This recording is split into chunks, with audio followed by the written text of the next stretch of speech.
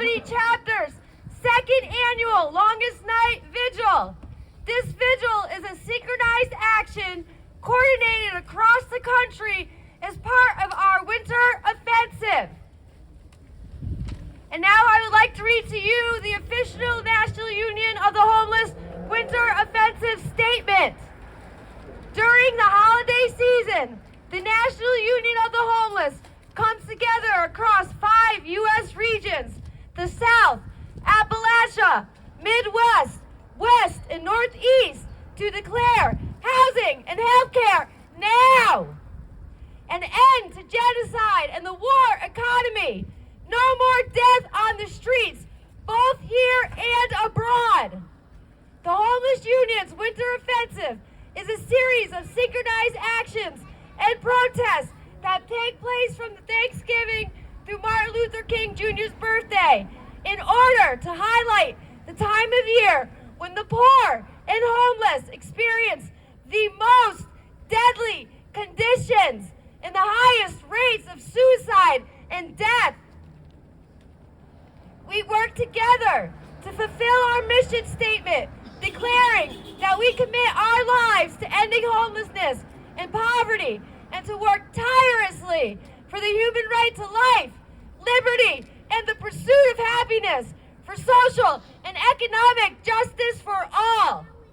As our leader, Dr. Reverend Savita, cries, at a time when they sing peace on earth, our land groans under the weight of injustice. And again we shout, housing and health care now! No more death on the streets, here and abroad. As we enter the 2026, we are also feeling the deadly effects of the June 28, 2024 Supreme Court decision, Grants Pass versus Johnson, as well as executive orders by state governors and the president that further criminalize homelessness and poverty. We are seeing an increase in the deadly practice of sweeps and the incarceration of our homeless communities. Simultaneously, we are facing massive cuts to benefit programs like Medicaid and SNAP. Hospitals continue to close while we build new prisons and forced labor camps for the unhoused and terrorized and imprisoned undocumented workers. Shame! 60% of the United States population reports that they are struggling to make ends meet. While the top 10 billionaires grew their collective wealth by $698 billion in the last year alone. Shame. We know there's enough food to feed everyone, and that there are 24 empty homes for every single individual in need of one, while 1,000 souls will freeze to death on the streets this year. And homelessness and poverty continues to rise at record numbers. We declare no more. The Poor People's Campaign, a national call for moral revival, has shown that poverty is the 4th leading cause of death in the U.S. And 800 people die every day in the richest country that's ever existed in the history of the world. Our system is failing, and we are dying as a result of that system that puts profit over our lives. We mourn, lift up, and honor the names of those we've lost. Join us, the National Union of the Homeless, and the Nonviolent Medicaid Army, as we organize to unite our class to end this system that profits from poverty, homelessness, and death, and to create a society organized around our human rights to health, housing, food, and lives of dignity, so that we can together thrive and not merely survive. Because you only get what you are organized to take.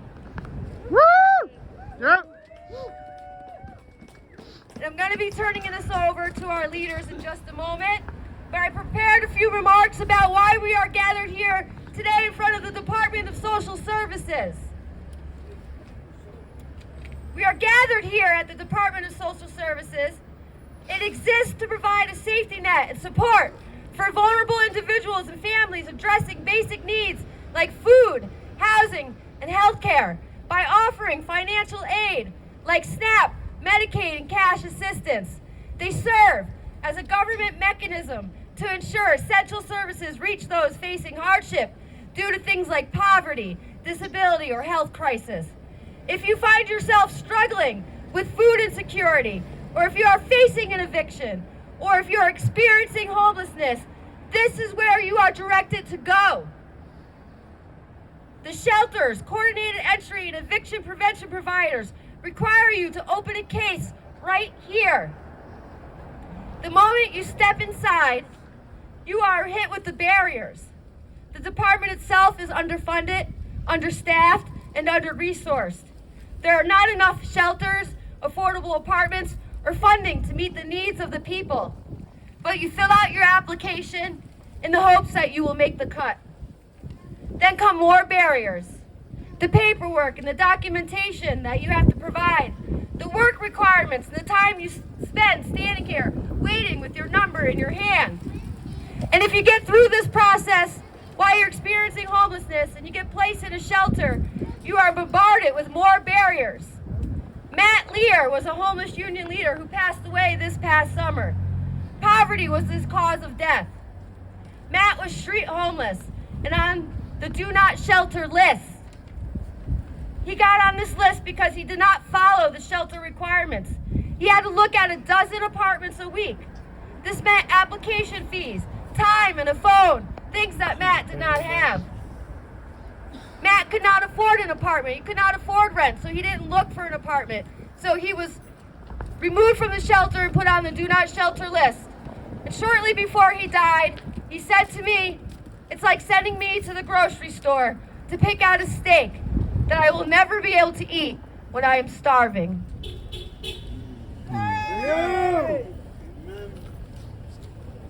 So next, I would like to introduce, I don't see Irene, so I'm going to introduce Gary, one of our proud leaders of the National Union of the Homeless. Woo! Yep. Good afternoon. I will be brief. Last year at this time I read a poem by Allen Ginsberg. Today I'm not going to do that. I'm going to tell you that homelessness is a problem of our country. This is why we're the National Union. But we need to think nationally but act globally. I fortunately have been housed just a few days ago. Otherwise I'd be freezing my ass off on the streets with everybody else. Thank you so much. Support National Union of the Homeless. The faces of homeless people look just like me and just like you. Thank you. Thank you, Gary. Thank you, Gary. I'm going to say, what do we want? You're going to say housing. I'm going to say, when do we want it? You're going to say now. What do we want? Housing. When do we want it? Now. What do we want? Housing. When do we want it? Now. What do we want? Housing. When do we want it? Now. Next, I'm going to invite up Dora-Lynn, another proud member of the National Union of the Homeless. Woo!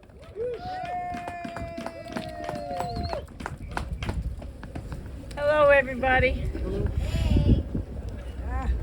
Okay, we all need basically three things to survive: a home, food, and financial stability. When you have all three, you can breathe, you can heal. But for many people, these aren't guarantees. They're a constant fight and just one catastrophe away from destruction.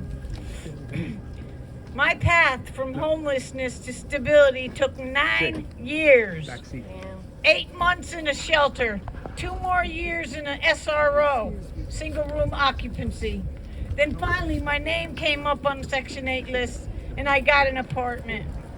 But housing was just one piece. It took another 5 years to get SSI.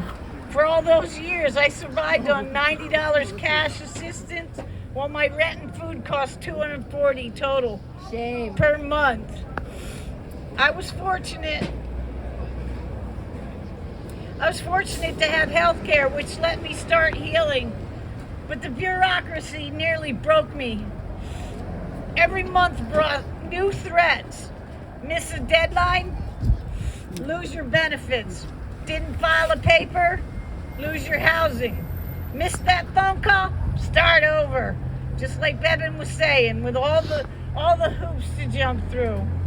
These constant threats make life hell.